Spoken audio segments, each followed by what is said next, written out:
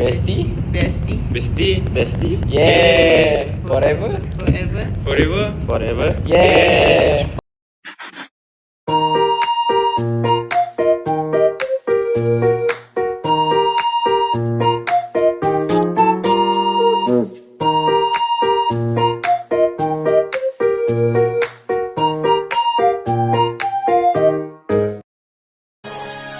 Yeah, my social meter ran out, so you know I'm finna dip. I just wanna stack this cake, stay out the way, yeah, that's it. Ain't nobody gave a damn, but a young nigga till he got rich. I'm geeking way too hard, yeah, I'm finna glitch. I just changed my whole lifestyle, I just cut off dead.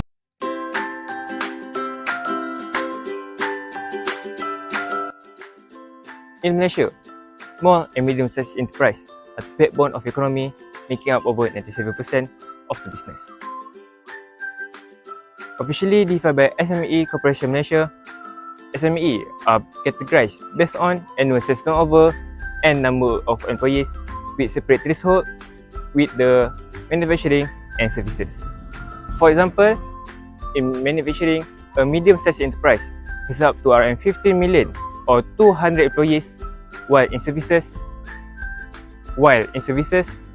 the limit is around 20 million or 75 employees. Micro enterprise to smaller tier has turnover under RM 300,000 or fewer than 5 workers. The Malaysian government actively support them through grants, loans, and digitalization initiative, recognizing their critical role in creation and economic growth. This tailored definition ensure targeted policies to help SME thrive in local and global market.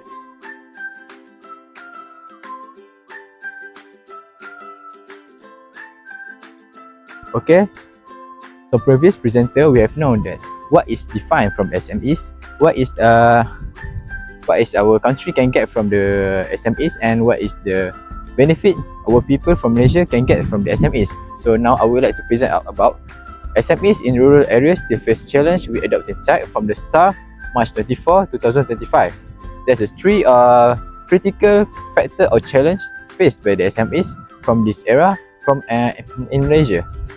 First, there's the digital divides between the urban and rural areas. There is increasing business costs from the trap productivity and increasing the operational costs. And last but not least is the lack of skilled worker and digital knowledge. Okay, for the first point, digital divides between urban and rural areas. The first major challenge is the lack of digital adoption, especially in rural areas. While urban SMEs are moving forward with e-commerce, cloud software, and online marketing, many rural SMEs still rely on manual operations. This happens for several reasons, such as poor internet access in remote areas, low awareness about the benefits of digitalization, and lack of support of training on how to use digital tools. This digital gap means rural SMEs cannot compete effectively. They miss out on online sales, digital payments, and faster process, putting them at a serious disadvantage compared to urban businesses. For the second point, productivity, trap, and rising operational costs. The second major challenge is the rising cost of running a business. SMEs are under pressure from many sides, such as the increase in minimum wages, higher foreign workers' levies, mandatory contributions like EPF and SOCSO, potential increase in electricity and fuel prices, new government regulation like e-invoicing. Many SMEs operate on thin profit margins. So when their costs go up, they struggle to cover expenses. As a result, they cut down on hiring, delay upgrades, and some even consider closing their business. And lastly, lack of skilled workers and digital knowledge. The third key challenge is the lack of digital skills and talent within SMEs. Many SMEs owners and employees do not have basic IT knowledge, skill to use digital tools like accounting software or online platforms, awareness of cybersecurity threats. Even if tools and supports are available, they may not know how to use them effectively. This leads 2. And the utilization of grants, inefficient operations, and exposure to data risk. Without skilled workers, SMEs cannot innovate or grow in today's digital economy. Okay, that's all from me. Thank you. Now I will be continuing our presentation by discussing the economic contributions of Malaysian SMEs or small and medium enterprise to our national economy. SMEs play a very important role in Malaysia's development, not just in business, but also in society as a whole. Small and medium enterprise SMEs are a vital part of Malaysia's economy and society. These businesses, though often smaller in size compared to multinational corporations, hold massive influence in terms of economic impact and reach. From local family-run shops to fast-growing tech startups, SME are everywhere, in the city, suburbs, and rural village. In fact, they make up more than 97% of total business establishments in Malaysia. This high percentage reflects just how embedded SMEs are in our everyday lives. Whether we are buying groceries, visiting a clinic, riding in an e-hailing car, or dining at a food stall, we are constantly engaging with SMEs-driven services. Given their widespread presence, SME contribute strongly to Malaysia's economic development, community well-being, and national progress. Firstly, SME contribute significantly to Malaysia's economy, accounting for over 38% of national GDP. Their strong presence is especially seen in the services sector such as retail, F&B, tourism, and logistics, as well as in manufacturing, particularly food productions, textiles, and electronics. They also play a vital role in employment, providing jobs to about 48% of Malaysia's workforce. They support economic inclusion for youth, fresh graduates, women, and rural communities, while also helping to reduce income inequality and build human capital. In terms of innovation, SME are actively embracing digital transformation.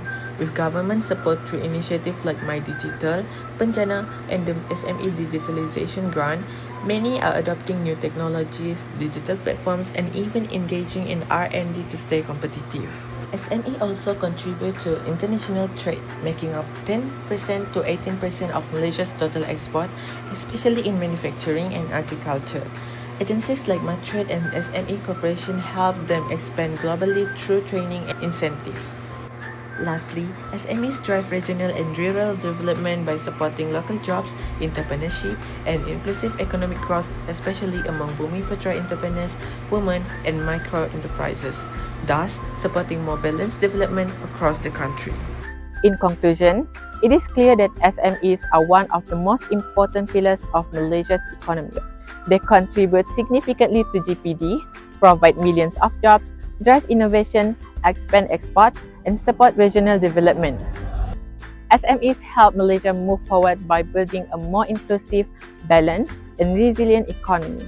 However, while their contributions are vast, it is also important to acknowledge that there are a few key challenges that still need to be addressed, such as access to financing, digital infrastructure gaps, and global competitiveness, which issues that require continued support from both the government and the private sector. Now you understand a bit about SME. Let us talk about the initiative that the government has undertaken to support SMEs. So, SMEs plays one of the vital role in driving the economic growth, employment, as well as innovation. Recognizing the importance of their role, the government has implemented various initiatives to support their growth even further, taking a step bit higher. So, one of the government's contribution is in the form of financial assistance. So, for example, Bank Negara Malaysia has given a low rate of interest for SMEs owner so that they can improve or buy more technologies to assist in their businesses. According to Malaysia's 2025 budget, there are up to 3.8 billion ringgit that are allocated to support the digitalization and automation to help the SMEs owner. By doing so, SME can invest their time and effort to improve operational efficiency and sustainability. For the second initiative is that the government is ready to help SME in training required skills and expertise for their business. SME Corp or SME Corporation has joined hands with Malaysian Trade Development Corporation to help SME in this regard. So, what does they do? The MTDC, they aid SME through providing them valuable business insight and creates comprehensive training program to help them compete with other entrepreneurs. Since they already have funds to access enhanced technology from the government financial assistance, by the help of SME Corporation as well, they are able to sharpen the skills in operating it for their presence to be known locally or abroad.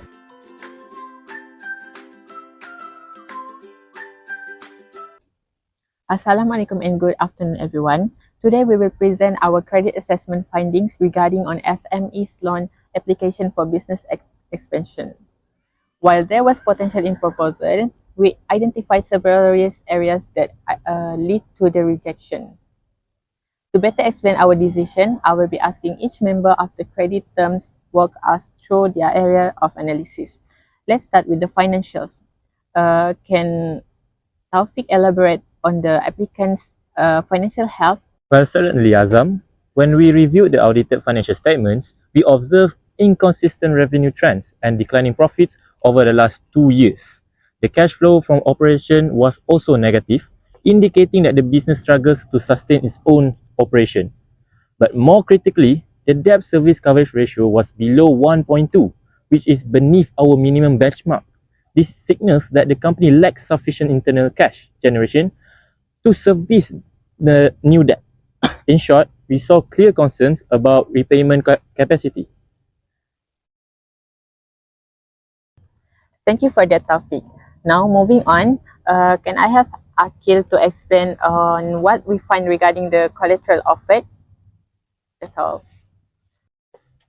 Okay, we move to our next point. The applicant proposed a mix of aging machinery and a leasehold property. However, after independent valuation, these assets were found to have low resale value and limited liquidity in the secondary market.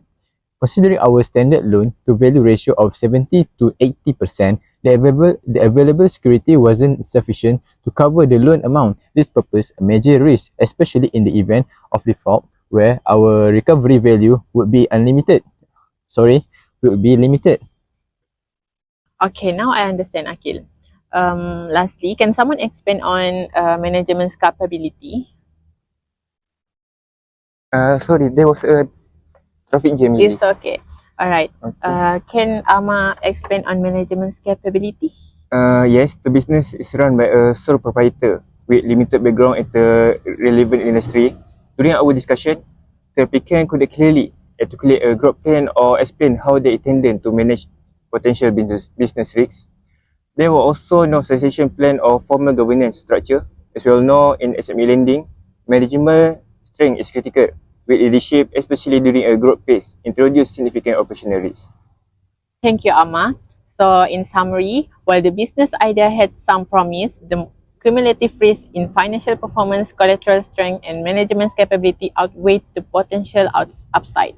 Therefore, the application was declined. That said, we do recommend that the applicant strengthens their financial control, enhance asset quality, and develops a formal strategy with clear governance. If these improvements are met, we would be open to reassessing the applications in the future.